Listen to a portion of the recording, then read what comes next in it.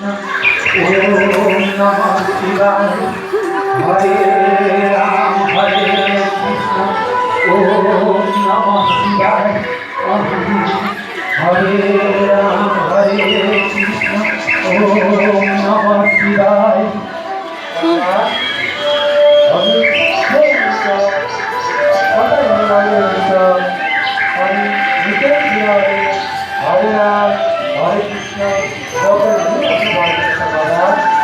बाबू बाटो हिँड्ने पटुवाको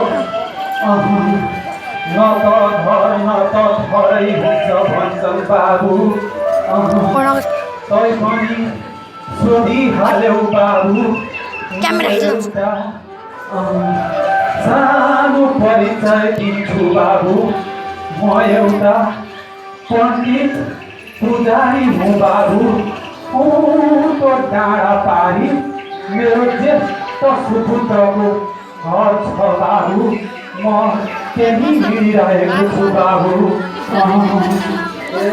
हो र बाबा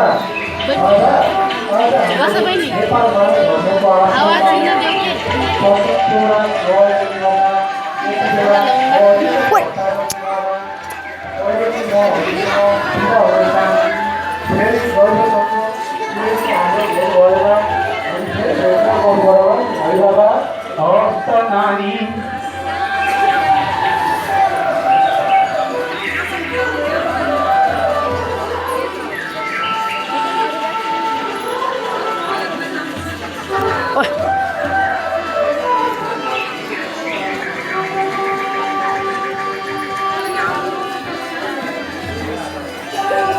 बाबा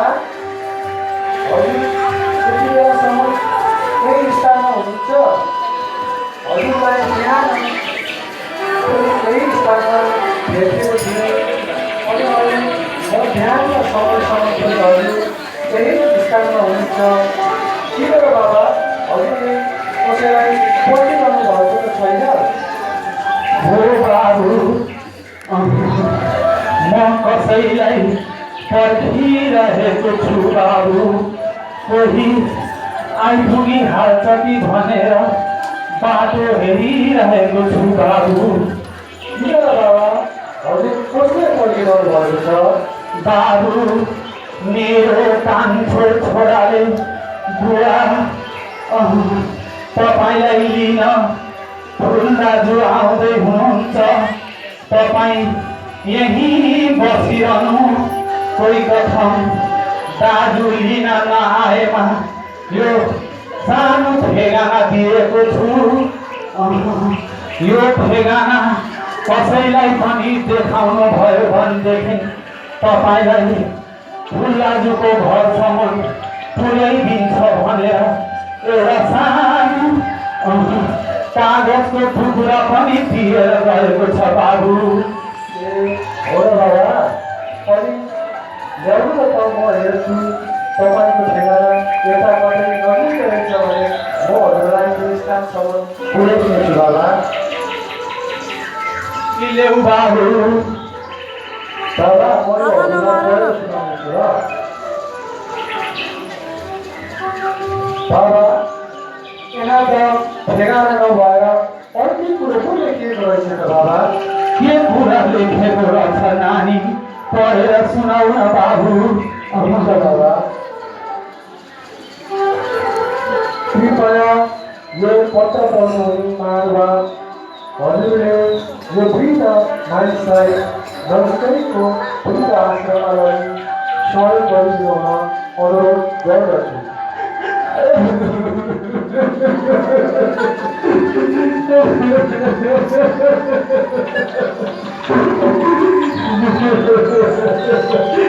बाबा बाबा केही हुनेवाला छैन बाबा गर्नुहोस् तपाईँको छोरा बुवाले तपाईँलाई घरमा बाहिर निकालिसकेको छ बाबा गर्नुहोस् उठ्नुहोस् बाबा हिम्मत गर्नुहोस् अनि बाबा हजुर त पवित्र पुजारी पनि हुनुहुँदो रहेछ अनि यसो जलमान गरेर हिँडेदेखि पेट पाल्ने सदस्य हुन्थ्यो होला बाबा हो नि बाबु यो बल र भई छँदा मात्रै आफ्ना हुँदा छन् बाबु आफ्नो नाता गोटा इष्ट मित्र आफ्ना आफन्त पनि सबै बल र भैँस छँदा मात्रै आफ्ना हुँदो रहेछन् बाबु बल भैँस घटेर वृद्ध भएपछि सबैको अपहित हुँदो रहेछ बाबु। त्यसैले बाबु यो बुढो पण्डितलाई पनि कसले मान्छ बाबु। कसैको श्राद्ध गर्न गयो भने पितृलाई चढाएको पिण्ड पनि यसै बुढो पण्डितले खान्छ जस्तो गर्दछन् बाबु। कसैको विवाह गर्न गयो भने यस्तो बुढो पण्डितले कसैले विवाह सिद्ध्याउला र बेहुली लैजाउला भन्छन् बाबु। त्यसैले मेरो को सहारा छ र बाबु। अब म कहाँ जाने कसले सहारा दिन्छ बाबु मलाई। ए साँच्ची बाबु मेरो त वृत्तान्त तिमीलाई सबै सुनाए बाबु। अब तिमी भन त तिमी को हो कहाँबाट आयौ के को नाताले तिम्रो र हाम्रो भेट भयो त बाबु। बाबा म पनि एउटा 24-25 वर्षीय युवा केटा हो बाबा। मेरो पनि अचरिया चोकमा सानोतिनो व्यापार छ बाबा। अनि बाबा हजुरलाई मैले बिहान भेट्दा भनेको थिएँ आज हाम्रो नेपालमा धर्म पाराक्रममा भव्य कार्यक्रम छ त्यहाँ त्यही नेपालबाट धर्म पाराक्रममा जानु आएको बाबा। बताऊ के बाबु त्यो मानव धर्मको आश्रम भनेको मान्छे पाल्ने आश्रम हो र बाबु। होइन नि बाबा नेपालमा धर्मको आश्रम भनेको त त्यहाँ त धर्मको पाठ सिकाइन्छ।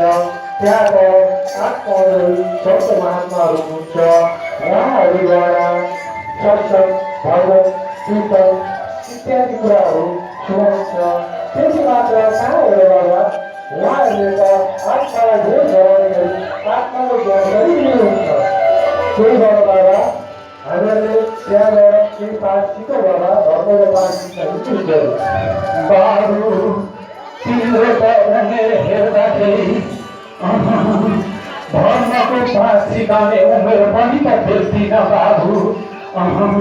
यस्तो आलो काँचो ठिटो केटाले के पो धर्मको पाठ सिकाउँछ र नानी मलाई। हो यस्तै सोच र भावनाले गर्दा त बाबा आज हाम्रो सनातन धर्महरू लोप हुँदै गइरहेको छ। धर्महरूलाई त के गर्न चाहिन्छ बाबा। धर्म भन्ने विषय त आफूले आफूलाई चिन्ने विषय त हो नि बाबा। अनि बाबु आफूले आफूलाई चिन्ने कसरी त नानी। आफूलाई चिन्नको लागि आत्माको ज्ञान दिनुपर्छ बाबा। अनि नानी त्यो आत्माको ज्ञान भन्ने कस्तो हुन्छ कहाँ पाइन्छ त बाबु। आत्माको ज्ञान भन्ने हजुरको आत्माहरू सन्त महात्माहरूद्वारा दर्शाइन्छ। त्यसैले यो सबै कुरा बुझ्नको लागि हिन्दुस्तान हाम्रो नेपालमा नै गर्नु पर्छ बाबा। त्यहाँ गएर हजुरले सबै कुरा बुझ्नुहुन्छ बाबा। हेर त बाबु म पनि तिमीसँगै जान्छु।